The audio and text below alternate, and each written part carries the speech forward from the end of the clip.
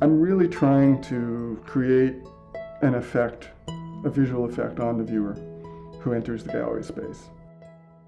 or at least stimulates them in some way, and then they move closer, and then they begin to examine the particular images, and then they begin to get clues, and then they begin to understand that they're not just looking at some bright, colorful kind of abstract exercise, but something that is about the real world, something that is about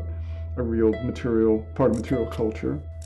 and something that gives us some insight into a particular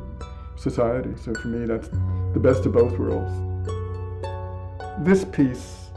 again, I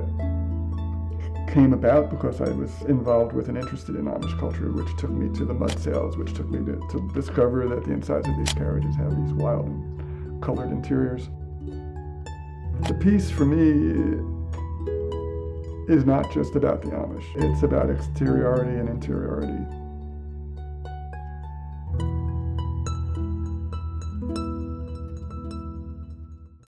My idea for the experience of the series is to move from the most abstract or indeterminate ones that operate almost on a purely visual level to the ones that begin to give you clues, to the ones that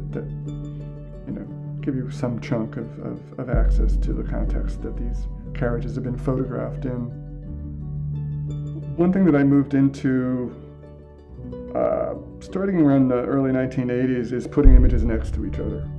because when you put images next to each other, whatever it is in this image that has meaning for you, if you put the same thing in this image that creates meaning, and you put them next to each other, people sort of see it twice, and then they really kind of get the idea. Or maybe there's something in this image that has meaning for you, and there's something that's the opposite in this image, and you put them together, and in that opposition, people sort of really get what you're after.